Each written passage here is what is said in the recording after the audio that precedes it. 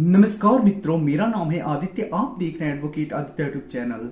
आज जो मैं मामला आप लोगों के लिए लेकर आया हूं वो एक प्रैक्टिकली मामला है। जिस कोर्ट में मैं प्रैक्टिस करता हूं उस कोर्ट का एक मामला है। ये मामला सुन के मैं खुद आश्चर्यचकित हो गया कि किस किस प्रकार से कुछ ऐसी पत्नियां हैं जो पति के विरुद्ध षड्यंत्र कर रही हैं। वो किस हद तक गिर जा रही हैं पति और पति के घर वालों को फंसाने के लिए कि उन्हें सही गलत ही भूल जा रहा है। उनका सिर्फ यही रह रहा है कि पति और पति के घर वालों को अधिक से अधिक मुकदमे में फंसा दो और उनसे ज्यादा पैसे लूट लो। तो आज मैं इसी का एक जीता जागता उदाहरण लेकर आया हूं और आप लोगों के साथ एक प्रैक्टिकली नॉलेज शेयर करने वाला हूं। जो मैंने खुद देखा है वही आप लोगों से बताने वाला हूं कि किस प्रकार से पत्नी ने एक षड्यंत्र रचा था पति को फंसाने के लिए, अधिक से अधिक मुकदमे में फंसाने के लिए। लेकिन कोर्ट इस चीज को समझ गया और पति का बचाव किया जिससे कि पति को बड़ी राहत मिल सकी। तो आज हम आपको प्रैक्टिकली नॉलेज देंगे और समाज में होने वाले एक नए षड्यंत्र के बारे में बताएंगे जिसे कोर्ट ने पति के विरुद्ध होने से बचा लिया।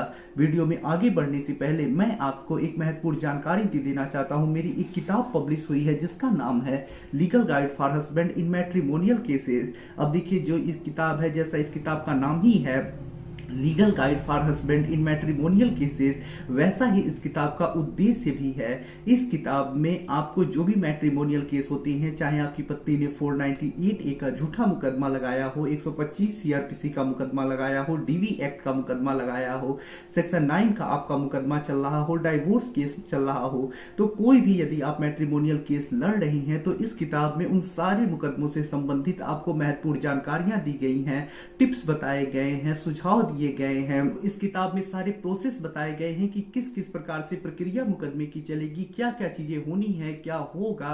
तो जब आपको जानकारी होगी तो आप अपने केस में अपना पक्ष मजबूत कर पाएंगे, साथ ही साथ समय बचा पाएंगे और कोई आपको ठग नहीं पाएगा। क्योंकि लोग कई बार मिसगाइड हो जाते हैं और मिसगाइड होने की वजह से कुछ लोग उन्हें ठग लेते हैं। तो इन सारी चीजों से आप बच सकते हैं इस किताब को पढ़ के।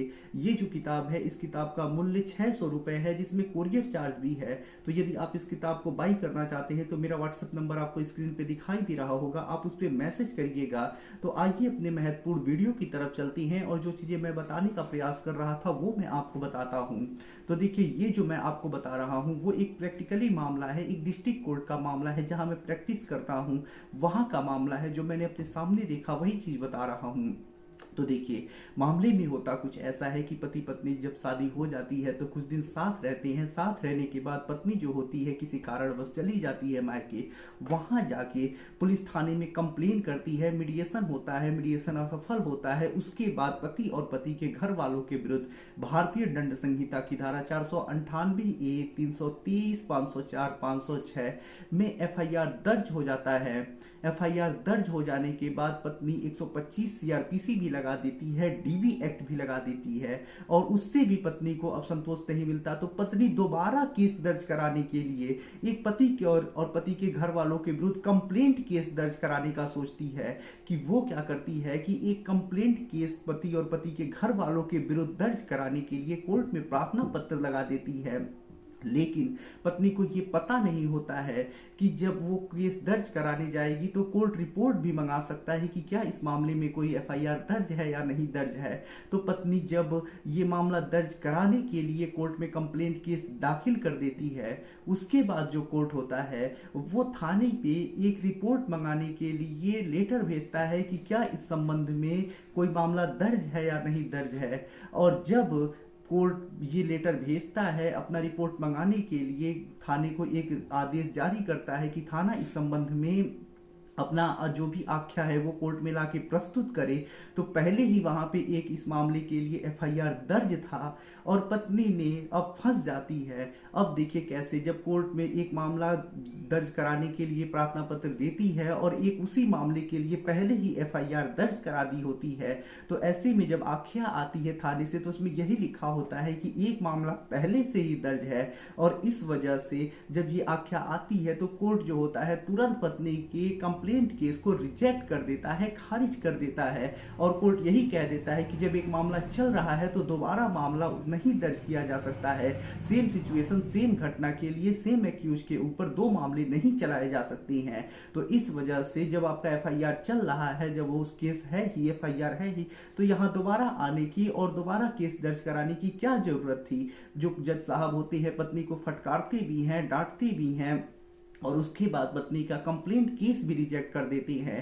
तो यहां देखिए, मैं आपको कोई ऐसी चीज बताने का नहीं प्रयास कर रहा था, सिर्फ ये बता रहा था कि देखिए किस प्रकार से हमारे समाज में कुछ ऐसी पत्नियां हैं जो पति को चाह रही हैं कि ज्यादा से ज्यादा केस में फंसा दो, ज्यादा से ज्यादा वो षड्यंत्र करने लग रही हैं कि कैसे और किस प्रकार से अधिक केस दर्ज कराया जाए जिससे पति और पति के घर वाले परेशान हों। और सेम मामला यहां भी आया है, जब एफआईआर दर्ज था तो उससे पत्नी को संतोष नहीं हुआ, दोबारा केस दर्ज कराने के लिए उसने दोबारा एक कंप्लेंट केस दर्ज करा दिया। तो देखिए इस प्रकार से हो रहा है समाज में, लेकिन कोर्ट समझ गया इस चीज को। पत्नी को कानून की जानकारी नहीं थी कि हाँ ऐसा भी हो सकता है। उसने तो यही सोचा कि चलो एक और केस लाद दो पति के ऊपर, अब बेचारा और ज्यादा परेशान होगा। लेकिन कानून की जानकारी उसे नहीं थी, सही गाइडलाइंस नहीं मिली, इस वजह से वो तो अपना वाला कर दी। लेकिन जब कोर्ट को इस बात का पता चला तो तुरंत केस खारिज हो गया और पति बेचारा एक और नए केस में फंसने से बच गया। तो आशा कर रहा हूं जो चीजें मैं आपको बता रहा था आप समझे होंगे, आप जान गए होंगे कि किस किस प्रकार से षड्यंत्र हो रहे हैं समाज में। इसी वजह से आपको जो भी कदम रखना है फूंक फूंक के रखना है, अपना बचाव करना है और जानकारी जुटाना है। क्योंकि जब जानकारी रहेगी आपके पास तो कोई ठग नहीं पाएगा, कोई आपको ऐसे फंसा नहीं पाएगा। आशा कर रहा हूं जानकारी आपको पसंद आई होगी। यदि आप किसी कानूनी समस्या से परेशान हैं और ऐसे में आप मुझसे फोन पे बात करके अपनी कानूनी समस्या का समाधान प्राप्त करना चाहते हैं तो इसके लिए डिस्क्रिप्शन चेक करें या मेरा व्हाट्सएप नंबर आपको स्क्रीन पे दिखाई दे रहा होगा, उस पर मैसेज करके अपॉइंटमेंट बुक करा के मुझसे कॉल पे बात करके अपनी कानूनी समस्या का समाधान प्राप्त कर सकती हैं। अगर आपको वीडियो पसंद आया हो तो वीडियो को लाइक करें, अपने दोस्तों के साथ शेयर करें और यदि आप चैनल पे नए हैं तो चैनल को सब्सक्राइब करके बेल आइकन को दबाएं। मिलते हैं नए वीडियो के साथ अगले दिन, तब तक के लिए जय हिंद, जय भारत।